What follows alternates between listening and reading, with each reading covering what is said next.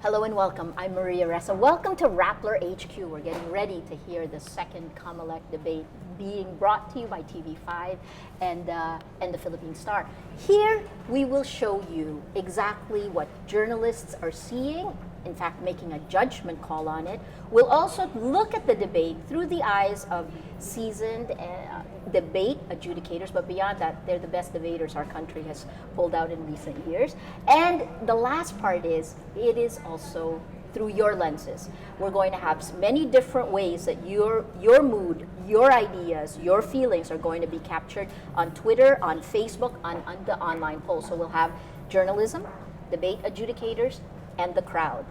Stay with us today as we take you through the Rappler's debate coverage, the second COMELEC debate. We're going to first go to Professor Clarissa David at the University of the Philippines. She is in communications, but even more important, she's actually looking at framing of narratives at how politics and society are impacted by the news media. Let me ask her how she sees the campaigns going. Hello, welcome to Rappler, Clarissa. Hello, thank you very much. I'll give this to you.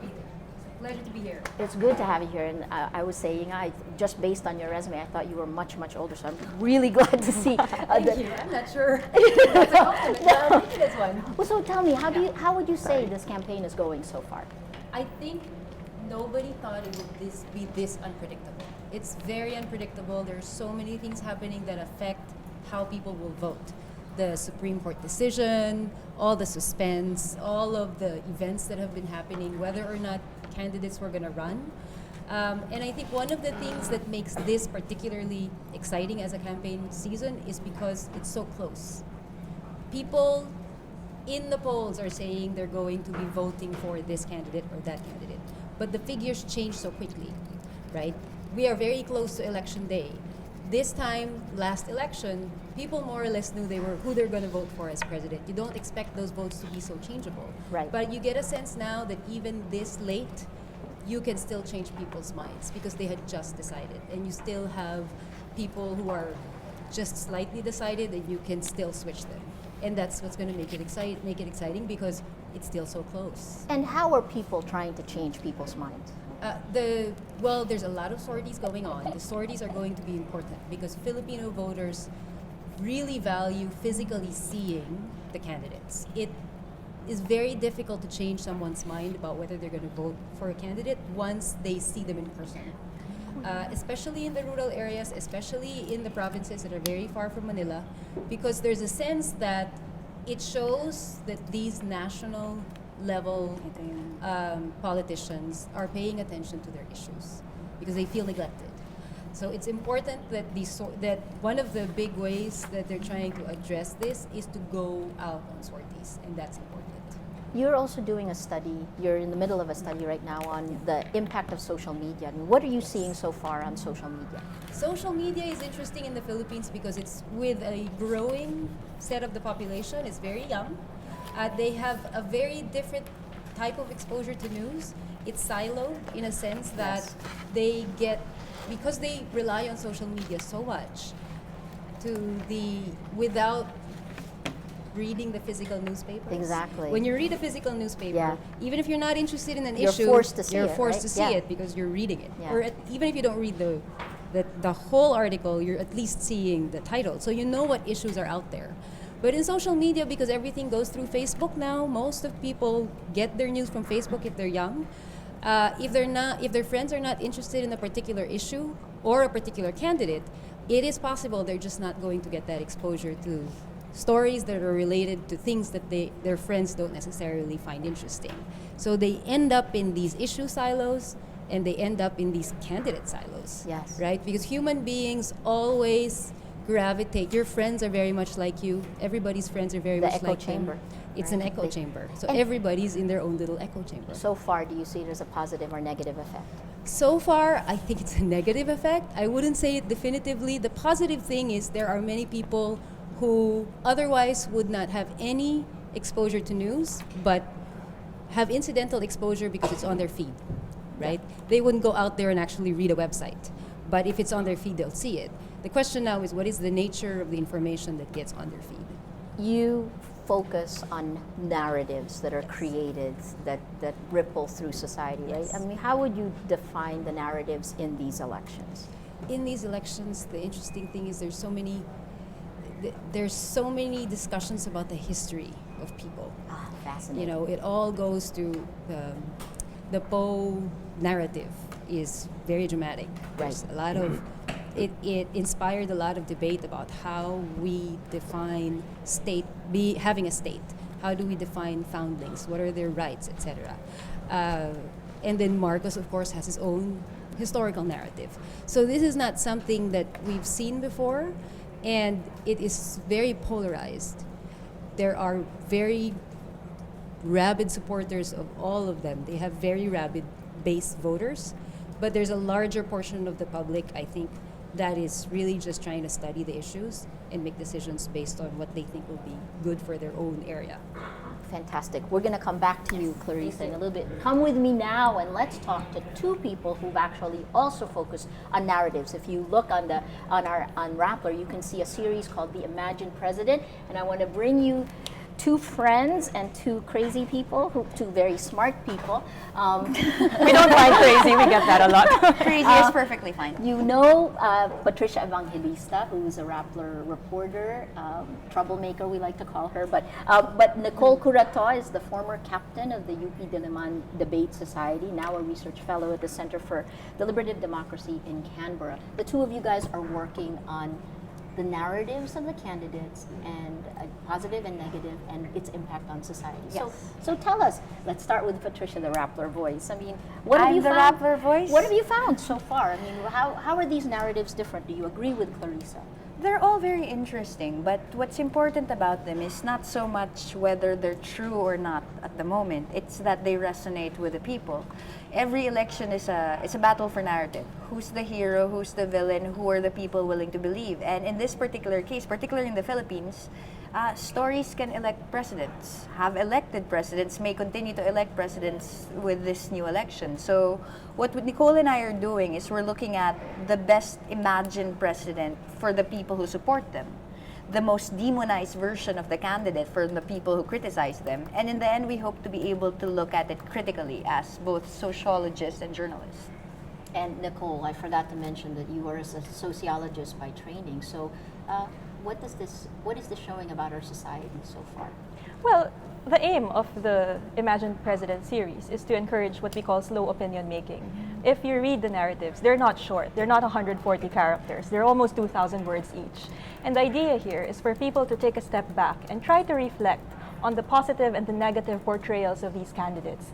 We always say that the elections, even though we talk about the portraits of these candidates themselves, is also a reflection of what we as a people like. So for example, there's this particular candidate that we like.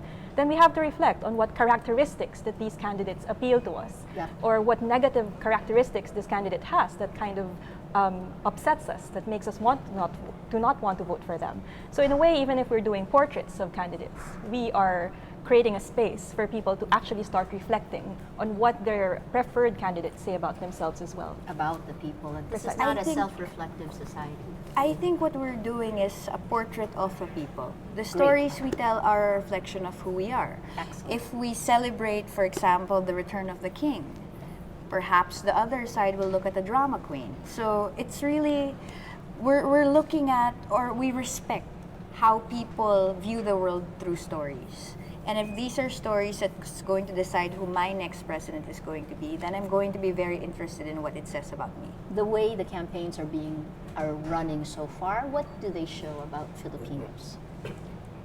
Well, there's a lot to say here, but I think since we're talking about the context of social media, especially where we published our piece, and Rappler is very active in social media. Oh, yes. I guess what we observed here is, for one thing, we're happy that the people actually got it, that we're trying to talk about the imagined candidate in terms of the perfect candidate. We're also talking about in the next installment, the demonized candidates. We're quite happy that people actually got it. Or I think Nicole might possibly be a little too idealistic. We don't know if we're preaching to the converted. Maybe Right, the people maybe. who are sharing the positive stories about their particular candidates don't care Yes. about the other candidates. But once we go Right, to the hard demonized. to the Yeah. demonized version of the candidates, once we attack, very possibly it will get the same response as other stories in Rappler that were attacked But badly. let me ask you again, what do the narratives that keep coming up, what do they show in a broad brushstroke? What do they show about Filipinos? What do we want from our leader?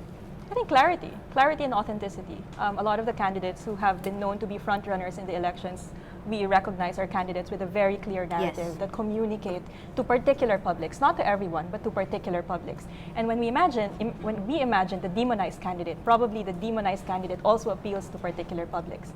I think just banking on what Claire said, it's a very fragmented electorate at the moment. That's Yes. why it's still anybody's ball game, and that's why the narrative matters now more than ever. What is it about this candidate that they want to communicate to us? But more importantly, how the public also takes part in creating that narrative.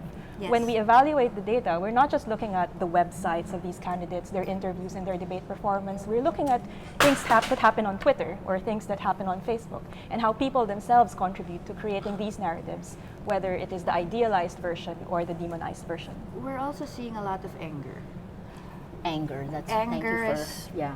I don't know how else to phrase it. Yeah. Maybe a mean-spirited anger. Sometimes it's a righteous indignation, and all of them are legitimate in a democratic society. I think, though, what's more interesting is that for those who defend that legitimacy, they don't respect that legitimacy in other people. I Yes. think that's what we're trying to work on, that discourse is equal to all.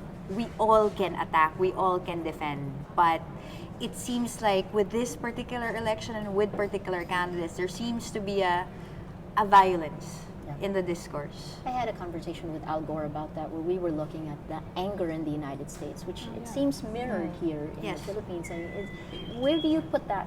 What is behind that, do you think? There are candidates who can plumb the fear and the desperation. And for some, they're very tired. They have legitimate reasons to be angry. And if a candidate says, today, it will be over. In 3 to 6 months, it will be over. In whatever case, there's hope there. Even in the violence, there's hope. And I guess this is legitimate as well. Fantastic. Nicole, any thoughts on that? I just think also that since everyone can now have access to social media or just have their voice out there, there's a tendency for some people to just keep on going to the extremes. Because one thing has been said already, how do you top that? So Right. it feels like it's a slippery slope on how nasty can people get, because the last nasty post was not nasty enough. Someone can easily top that. Yeah. And we are hoping that that stops. We are hoping that by promoting such debates, for example, what's going to happen this afternoon, it's this particular genre of engaging based on reasons, taking a step back and reflecting on candidates' positions. We hope that this somehow, or maybe I'm just being naive about it, but we hope that somehow it sets the tone on how the political conversation should happen. I think idealistic. The November 2013 Gallup poll said the Philippines was the most emotional, Emotional country in the country, world, yes. right? That says the a lot. Assault on Reason, again, a book by Al Gore. I hope I share your idealism. In addition to what we're actually, to what they've done as journalists and as a sociologist, you have three people who are probably probably the country's best debaters. They certainly know how to judge debates, and they're here. Nicole will be joining that panel. In addition to that, we've got Joan de Venecia. She's the world's finals adjudicator, a bar top-notcher, and now a professor at the University of the Philippines. The sole gentleman, dapper in his suit, he says, and is Glenn Toison. He's a two-time Asian Best Speaker, Asian Debate Grand Champion, meaning he's the best. Now an associate, he's also a lawyer now, right? So let me ask you, how are you going to judge this debate? Okay. You start. I'll start. First thing I'm looking for is responsiveness. I think that's something that people were really looking for in the first debate. We got that from some candidates. We didn't get that from the others. If what we want is clarity of platform, meaning it's not just what you're prepared to speak. It's not all sound bites. It's not all something that you've pre-prepared. But if you get a question, if you get asked a question, you need to be able to hit it on point. We're not working with 10 minutes an hour here. We're working with 1 minute, Correct. or 2 minutes, 3 minutes, and that's the skill that's involved there. You have to distill your thoughts, make it as clear as possible, and make it as understandable to a wide spectrum of audience in that short period of time. So that's what I'm looking for. Excellent. Joan? Well, I'm looking for a I candidate. have a mic. Oh, so yes. let me Oh, take awesome. that. So So you're All not right. double I'm gonna mic. keep- Go ahead. Go ahead. So I'm looking for a candidate that can clearly articulate their position on various matters. We saw them try to do that in the first debate, but there was maybe a lack of time or maybe the format didn't allow for that. But I want a more developed articulation of their philosophy and ethos and what drives them. I think what we want to see is a glimpse as to what motivates these candidates, what makes them tick, why they want to run. Because at the heart of all this is we want to look at how authentic these candidates are and who is their constituency. Right. So there are a lot of publics involved here, as what Nicole said. But what we want is to identify which Filipino they're fighting for. Or are they fighting for everyone? A certain segment? Which one? Excellent. I also was pointing out when I first saw them, the best part about this panel is they are in that 50 percentile of the registered voters. 49% of the registered voters for 2016 are between the ages of 18 and 34. You're just on the cusp. No, sorry. You just revealed her age. I know, sorry. But I'm hanging on. this is a perspective I'm really looking forward to hearing from, because that's more than enough to elect a president. Let's talk about how debate adjudicators judge. What are the traits? And you mentioned three. Who wants to tell us what the three? What are the traits that you're going to be looking at now? Okay, simply put, Maria, matter, and method. Matter, matter, method. method. The What three are they? M's. Matter is how you say things, how you package things, how you present it to the public, how you say things, how sincere you come across. Matter is what you say. Are you backing it up with statistics, with examples? Are you saying things concretely? Or are you just pulling things out of thin air? So that's part of the fact checking that I think we're going to do as well. And then method, how you present your ideas. Are you clear? Are you responding to the question? Can you clearly articulate your thoughts in a short span of time? A candidate that can hit all three M's, I think, based on an adjudicator's perspective, will win the debate today. Interesting. Any additional thoughts? You've judged a lot of debates and Of course. apparently have taught Patricia. She's got, Yeah. Okay, I'm old. I'm old. Hey, Coach. But I think even if we don't look at the three M's, what we're really looking at is we're looking at it from the standard of reasonableness. Every candidate has to come across as reasonable and authentic. And if they hit the three M's, I think they're going to come across as reasonable. And that's what the public will look for. That's what we're looking for. I know that we've done this professionally. Yes. We've adjudicated professionally. And so maybe they think that the standards will be different. But I think ultimately it will be the same. Okay.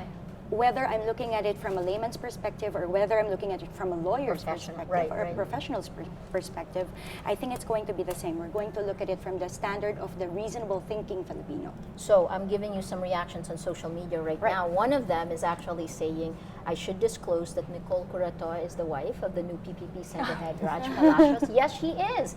Yeah, does that change the way you will look at this debate? No, if we can only live stream domestic debates 2016. Okay, and then also earlier there was a question about your relationship to Binay. Can you please, Joan, I address was that? a career official at Pag-ibig Fund, and I stress that because I was hired based on merit. Right. So Pag-ibig Fund is a GOCC, and Vice President Binay chaired that GOCC, but he resigned already, and I have resigned as well. I'm back in the private sector. Fantastic. And I think let me just tweak the perspective that just because somebody is doing something that's connected to someone else doesn't mean that they necessarily take a position, correct. right? I think those are some of, I mean, if you look at it again, where you sit and stand in the room, doesn't matter as long as you disclose where that is. I Go think ahead, Patricia. we should also ask them what they thought about the last debate. That's exactly where we're headed. Glenn, Excellent. for example, did his own adjudication while the debate was happening because he possibly couldn't control himself and then Fantastic. posted Go. it online. Glenn, what did you think? That was part of my natural instinct. I was just watching it on TV, and then after a few minutes, I brought out a piece of paper like this. It's a condition. It's a condition. Yeah. I started jotting down my notes, and then I decided to share it on Facebook, and I guess some people decided to share my notes. So I had a summary of the first debate. What did I think of the first debate? I found it a bit wanting in terms of clearly spelling out where candidates stood, especially as regards clashes on policy. You had a lot of people agreeing with each other, except that you're going to one-up by saying, I plan to do the same thing as the other candidate wants to do, but I'll do it a bit better. But actually, what I also thought in the first debate is we had a clear strategic gap, meaning we had two candidates, Grace Poe and Mar Rojas, who were speaking about policies and concrete plans and statistics. That was the strategy. I'm going to tell you about what we've researched on, what we plan to do, and this is how we plan to address problems. The other three also had a valid strategy. You had them talking about from the perspective of an executive official, meaning it doesn't matter what the plans are, but this is how we plan to implement it. And that's the focus of their strategy in the debate. So you had Duterte saying something like, it doesn't matter if you have a lot of plans, but if you are beladen with corruption, then you need someone with a strong will to do things and to get things done in 3 to 6 months. You had Miriam Santiago questioning the budget. She was saying it doesn't matter if you have plans, but where are you going to get the money? Yep. And then you have Binay, who kept on repeating that he's a decisive leader. Yes. You need someone who can take quick steps, take quick actions. So you see that there are different strategies in the first debate. Some were a bit more effective personally for me than the others, but I want to see those distinct strategies more emphasized in this debate, coupled with the distinctions in the platforms and their senses. Who won the debate for you? I think Grace Poe took it by a hair. By a hair. Yeah. Who was your second?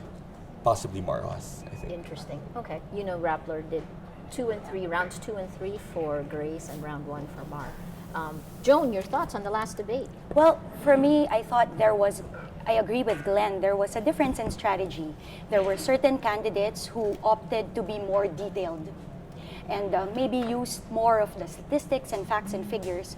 And I detected a bit of memorization, while some stuck to surface motherhood statements, safe answers, sound bites. Interesting. And I thought they were sometimes more effective to do the sound bites vis-a-vis the details. And then maybe sometimes the details were more impressive because they came across as more prepared. It depends on what you were looking for from the candidates at that time. And so now what I want is really a more in-depth analysis per candidate, per issue. Because, you know, they just glossed over that a bit in the first debate. And so what I want is a clear policy direction from each candidate. And I hope that they'll be able to do that. I hope that they're more prepared and that, you know, we're going to get the meat from everything that we're going to say later. Nicole? I'm just going to shift gears a bit because a big part of the debate is not only the debaters, but the hosts themselves, the moderators. And I have high expectations for this debate precisely because some of the moderators are well-respected journalists, well-respected news anchors. I expect them to frame the questions in such a way that it brings out the policy differences of candidates. The last debate asked very important questions. A lot of these questions are gut-level issues like hunger, for example, or what to do with agriculture. Right. But these are just very broad questions drawn from a fishbowl. Now I'd like to see precisely what sets Grace Poe, Mar Rojas, Duterte, and Jejomar Binay apart in terms of policy on agriculture or climate change. And you can't bring that out if you just ask very generic and broad questions. If it's a well-researched question, it's a question that's pointed. It's a question that directs the candidates to spell out what sets them apart from each other. So the expectation, I guess, is not just from the candidates, but the moderators themselves. The best part of a debate is the motion, right? How you frame the question. And a motion that sucks will ensure that the debate will suck. But if the motion is framed properly, we can have a very, very interesting debate. So looking at it from the perspective of a candidate, though, if I'm going to fulfill your expectations, you would represent, let's say, A, B, C1, C2, which would be 14% of our population. C, D, E, the majority of the voters have different expectations. How can a candidate deal with that? How do you talk to all of these communities simultaneously? Right.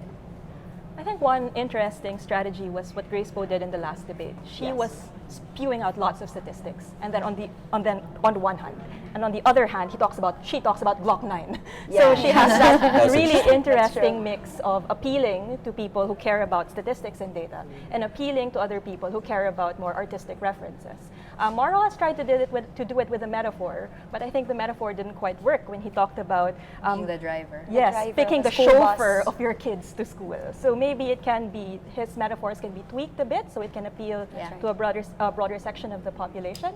I was expecting more from Vice President Binay in last debate because when we were doing the Imagined President, he had a very clear narrative. His narrative is, I was born poor, I know how it is to live in poverty, I can solve poverty, look at Makati. That was a very clear narrative. I think his opening statement was very, very clear, but it wasn't, there was no follow through throughout the No, debate. I think So actually what he did was he kept trying to go back to that narrative. Yeah. But he couldn't tie it back to actually what the debate question was. Precisely. But I'd like to follow up because across the standards for adjudication and the expectations you guys had, it was that you want delineations Yeah. in policy and principle and Yes. ideology. What if there aren't?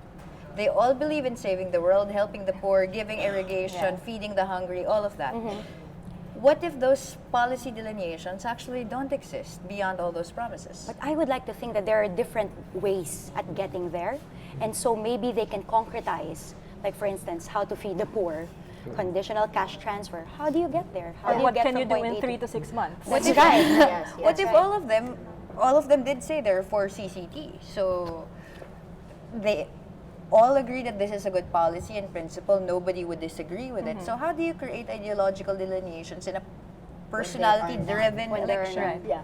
Then ask something else. I mean, I think a lot of media outfits have done a fantastic job outlining where candidates stand on issues. If everyone's for CCT, then let's not talk about CCT. Right. Yeah. Correct. Let's talk about Mar Rojas' proposal of bottom-up budgeting or the Karapatan Fund. That's novel. That's exciting for me. Right. What do they think about that? Good. So I think a lot of this has to do with the way the questions are framed as well. Correct. Interesting, interesting. Anything else, Glenn, before I... No, Any last- I think that's it. Let me borrow the mic. This time around, we're going to take you to the editors. Actually, before we do that, here's what's happening on social media, right? Right now, overnight, at 12 a.m. and at 4:20 p.m., we have Jejomar Binay at 61% on Twitter share of voice. He's number one. Rudy Duterte is at number 2 with 24%. Mar Rojas at 9%, Miriam Santiago at 4%, and Grace Poe at 2%. So it looks like what we're seeing right now is a surge for Jejomar Binay. The vice president looks like he's pushing on social media. That's a difference in this round. Let's go now to our editors, because in addition to our debate adjudicators, you're also going to hear a judgment call from the editors. Why will they choose the winner? What are the characteristics they're looking for? I'm going to bring you to Chai Hofilenya, who's the head of our investigative unit. Hi, Maria. Hello, Chai. As in the first round, we're also looking at the same criteria, basically unchanged. We will choose the best candidate per round, and we will be looking at 3 things. One is truthfulness, the values and the consistency that the candidate is able to show. Second is overall impact, whether the candidate has a vision, whether there is leadership, and whether he is, of course, able to articulate what he wants to do if he wins as president. And the third is stock knowledge. Is he knowledgeable about issues that matter to the nation? Are there facts on file? So reversely, the candidate who will be a loser would be someone who would fail to articulate what he wants to do if he wins as president. Someone who's tentative, someone who's inconsistent, someone who's bluffing, and someone who we find to be even lying, if ever. Hopefully, we don't spot that. And the third would probably be a candidate who just shows very, very superficial or surface knowledge. It's so interesting because the way we framed this before we talked to the debaters, and Yeah. if we actually compare the 2 characteristics, they're very similar. They have their shorthand of 3 words: matter, manner, method. Tayo, we're a little bit, I know it's all about them being able to actually lead, diba? In all the ways. But anyway, similar traits. Yes. Actually, what would be interesting for us in this round would be the candidate who stands out. Right. Someone who's distinct, because in the first round there were very, very similar positions, and they were not as like Duterte would say he agreed with Miriam. So we don't want that. I think this is a debate is an opportunity for candidates to show how different and how distinct they are from each other, so that voters will be in a better position to decide. Like if you look at the latest poll results, was still number one. She had 28%, and Right. this was an improvement from the previous survey. Interesting is Duterte, Right. because he climbed to number two and pushed down Binay. Binay. At the Um, largest, right? Is it a 4 percentage point increase? Right. When he climbed to number 2. Yes. Sorry, Duterte climbed from, it was a 2 percentage point increase from 22% to 24%. Got it. And then it's Binay and Rojas still very, very close, at practically tied at the third spot. So we will see, we will be on the lookout whether, because in the previous debate, we chose Grace as the overall winner, but I remember Mar took round one. Right. So we will see whether the same pattern will be observed in the second debate. I'm going to throw a question at you. You might kill me for asking you right now. But Yes. Rappler is the only news group that is calling the debates so far, from the last debate, right? Why are we doing it? Why are we doing it? Because we want to open up. First of all, we have the SMS. We have the SMS polls. Right. That's big data. More than of course, the pollsters will say it's not with the size of the respondents that matters really. But like in the last poll that we had over 47,000 responders. Right. A traditional poll would have maybe 1,800, 2,000 at the most on average.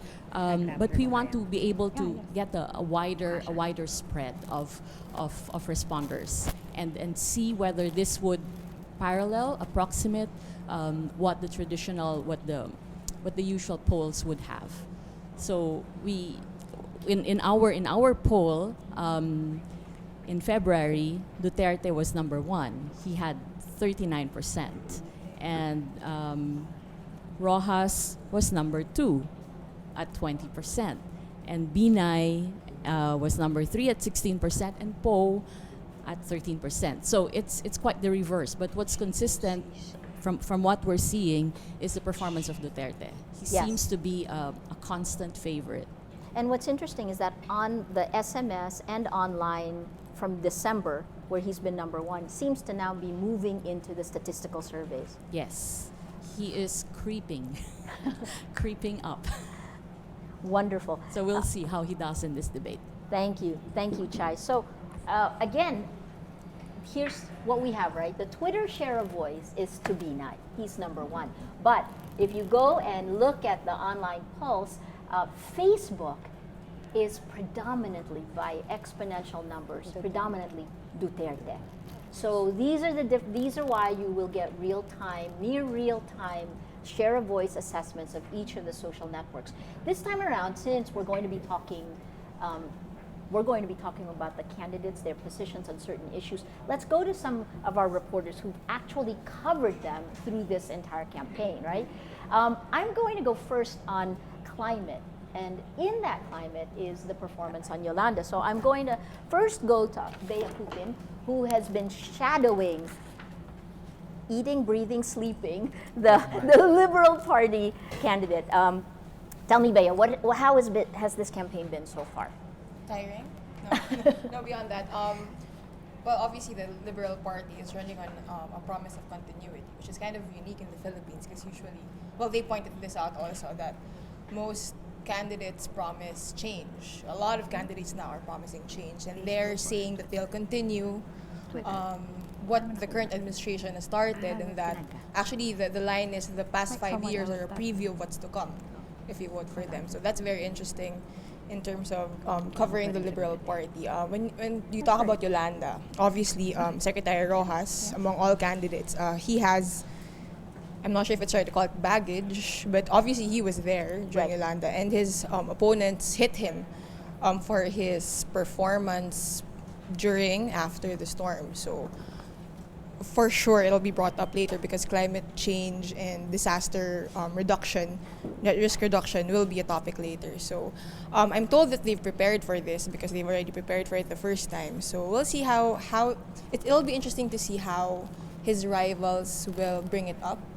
Like, how will they attack the issue? Will they bring up the old criticisms that he was inept, he didn't do the right things, or will they bring up these allegations of corruption which are cropping up now, diba, na parang where did the funds go? So, Fantastic. Bea, thanks. I want to turn from Mar Rojas, let's go to Rudy Duterte and climate change, which is in one reporter. Pia Ranada is our green reporter. At the same time, she's been the shadow of Mayor Rudy Duterte from the time he declared, before he declared until now. Assess his performance, and then please tell us what you see as the topic of debate today, the climate change. Well, I covered Duterte a few days ago, and it was the first time I heard him say climate change in a sentence. And he was talking about El Nino and how the earth is cracking up in Mindanao. And I was impressed because I never heard him say climate change. Always El Nino, always the heat. So I think he's been preparing in his own way. He's been reading up on the issues. He's been talking to experts. So I have high hopes for him. I hope he brings up the Mindanao issue, because climate change and El Nino really did hit Mindanao quite badly. A lot of crops were damaged. A lot of farmers were left fending for themselves. So I really hope he does well this time, because he has the advantage of knowing the situation on the ground in Mindanao. But also, what we've been seeing recently is he's also been hitting Mar Rojas a lot on Yolanda issues. He was in Tacloban a few days ago, and there he really made the crowd laugh with jokes about Mar breaking down, being supot, being a coward, not being able to handle a crisis. So he might bring it up during the debate, but I think he'll lay low on the insults. He told reporters in an ambush interview that he would not insult anyone this time. I mean, he'd keep it on the issues. So we'll see if he lives up to that promise, or how he'll bring up Yolanda without talking about the low blows, without bringing low blows into the picture. So Fantastic. I have to turn it to Grace Poe, the front runner. That's you, Camille. Camille Lamia has been shadowing Grace Poe. The Supreme Court decision was 2 weeks ago, and now she's prepared for this. How has her campaign changed over the last few months? Well, ever since the Supreme Court released that decision, Poe has been more of upbeat in her campaign. Maybe because there's no more, the biggest hurdle to her candidacy is almost over, and now she prepared for this debate by cutting short the sorties. Although she wouldn't admit it, most of her sorties would end around 5 p.m. or earlier than that, because she has to prepare for this debate. And if there's one thing about Grace Poe, she's always coming prepared to all her events, like recently the Makati Business Club. But now the most interesting part to watch out is if she will go beyond the generic statements that she gave the past debate, and move forward to... Has she given specifics, or is she still in the broad area? She's still in the broad so far in my coverage of her. But now, maybe because most people are telling her that she's like that, let's see if she will go beyond that for this session. Fantastic. Thank you. Thank you. Ladies, thank you. My gosh, I just realized we need Paternos all the way over there. Let me go to Clarissa, which she's running the other way. Hi. So, can I give you the mic one more time? Yes. And we've talked to the reporters who've been covering the campaign. I guess in terms of now, your expectations, what you expect from the candidates in this, as they deal with some of the issues that you study. Yeah. Well, one thing I expect from the candidates now is they'll be better. Because having gone through the first one, it's new to everyone to have gone through a nationally televised, really high-profile debate that's live. It was clear that they were nervous going in, all of them, across the board. They were kind of nervous. They eased into it eventually. So now I think not only will the candidates themselves be more prepared, but their teams would have prepped them a little more, and they will have had a better idea of what they're preparing for. Although the format is different, people could see that they didn't quite have the amount of time they thought they would have, so they were rushing through answers. And now I'm hoping that they would have practiced a little more in terms of how much you can really fit into a minute and a half, how much can you really fit in 30 seconds, because the language is Filipino. It's very difficult to jam a lot of content into a minute and a half because it takes a lot more syllables to say the same thing in Filipino than in English. That's why it's all very rushed.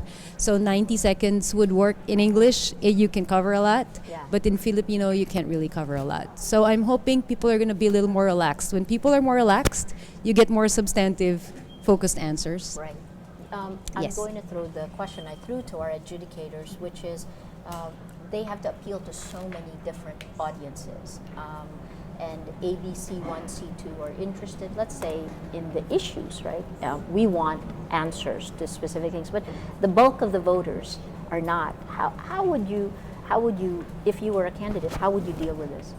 First, I wouldn't make the assumption that the bulk of the voters are not. Fantastic. I think one of the things that really personally bothers me about how we discuss voters is all of the language that sort of attacks the masses for not being rational about who they're voting for. Everybody's rational. They just have different reasons for why they're voting for certain candidates. When we say, for example, that a candidate is popular because he's a personality, and people are talking about certain candidates because they're personalities, they like personalities, I prefer to think about it as character. You know, they're really talking about character. Is this a person I can trust? Is this a person that I think will Great. protect my interests as somebody who is poor Yes. with a unique set of circumstances and constraints? Is this person going to be thinking about what I need? Right? So that's not necessarily in the really, to me, offensive language of bobotante. Yes.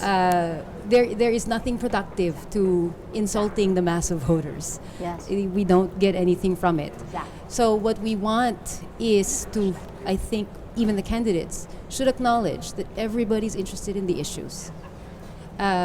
Because the more we assume that the masses are not interested in the issues, the less likely the candidates are going to be talking about the issues. Right. Right? So it's just a cycle.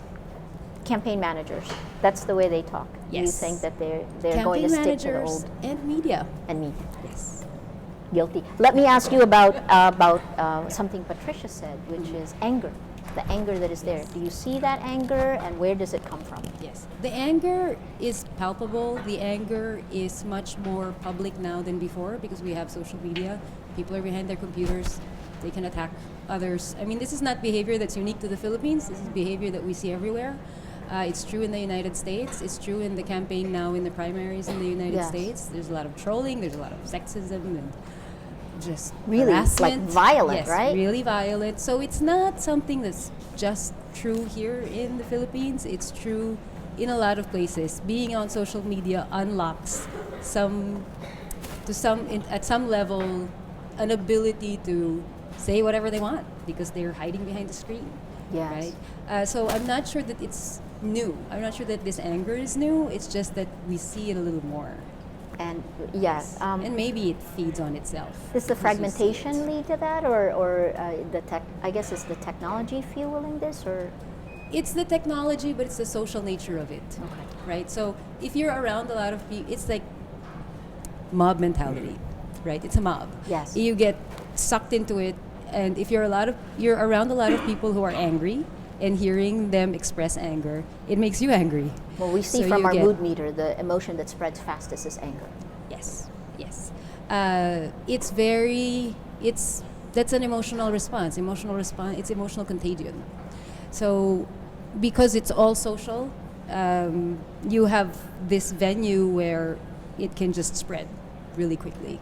And because on top of that, we have these silos, you have people who are together angry. It makes them even more angry. So it's a little difficult to break that cycle, to bring it back to more calm discussion. But I think media is in a particularly important position to bring it back to talking about the issues. Emotions are not necessarily bad, Yeah. as long as it doesn't cloud reason. How do you stop a mob? How do you stop a mob? Yeah, because oftentimes on social Yes. media, right? That's what Yes, we the deal UPLB with. student. Yeah, I'm sure the to deal candidates with will it. want to know your answer on that one. Well, first it's important that the candidates really address their supporters. And I think to some extent Duterte did that eventually. Yes. But it's very hard to control. And one thing we need to focus on is also to prevent it.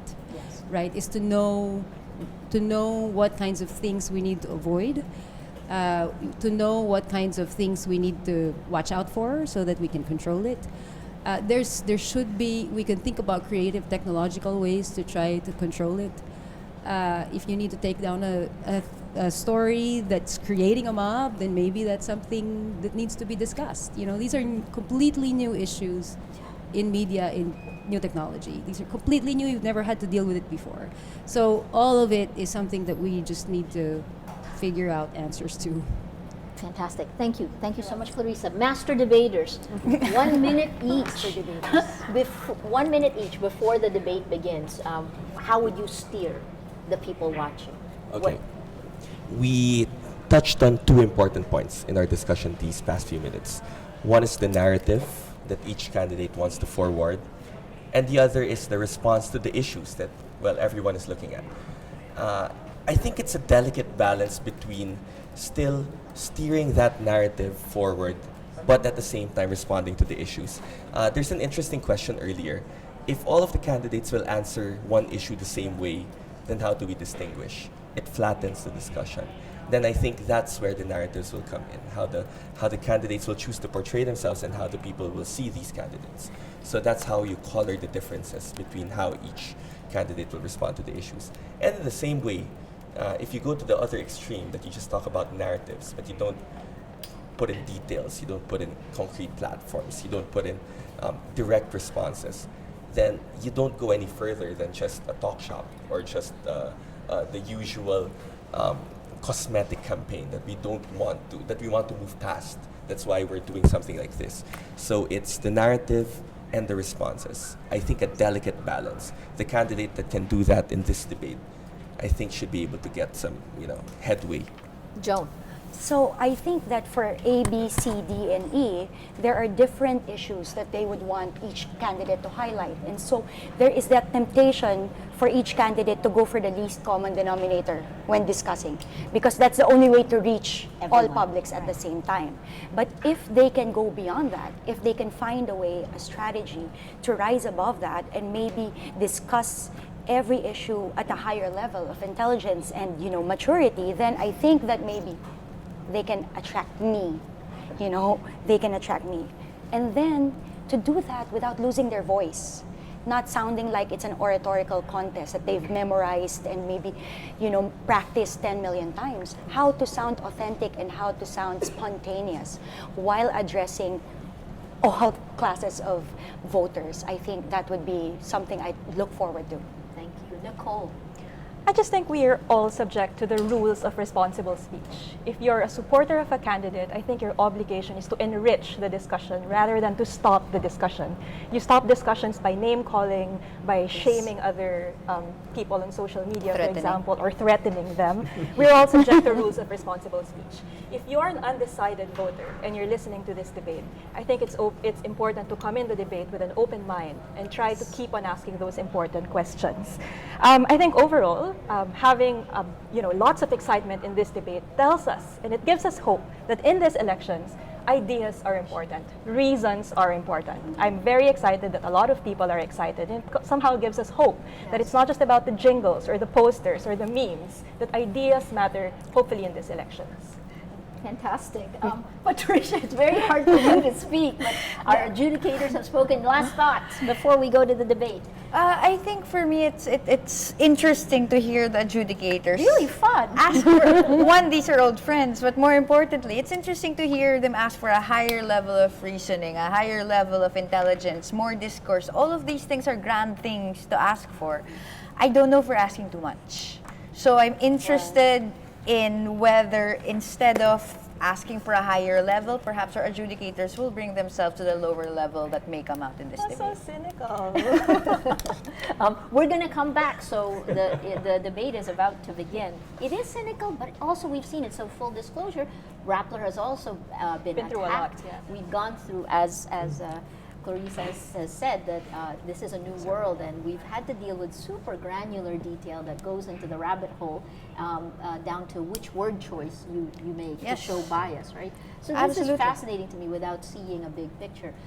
Where will the electorate take us? Well, we're going to go off while the debate is happening. We're going to be watching very closely. Oh, the debate is not yet happening. What we're going to do is on the page. So if you go online right now, you can see the Pilipinas 2016 Cebu presidential debate. You will see the live moods are visualized, and I think our social media will post that link for you. In fact, I'll post it for you right now on Twitter, so you can see it. And on that, you will see every single development will have its own mood meter. Vote how you feel on that. At the same time, Twitter is looking at the sentiment analysis, and at the same time, it's share a voice, which candidate is being discussed the most. Facebook, we're looking at which post, which candidate is running away with it. There's Senti, our partner from LaSalle, is actually doing sentiment analysis of both Facebook and Twitter. You will see that on the page. So stay with us. Let's look at the debates. Let's be open to reason. Take your emotions and vote. And then let's see if you're actually able to influence others. This is a fantastic time, a very exciting race. Let's bring it to higher levels. I'm Maria Ressa. We'll be back with you soon. As in between the debate, you're going to hear back from our very learned, intelligent debate adjudicators, as well as the editorial team of Rappler. Thanks for joining us. We'll be back.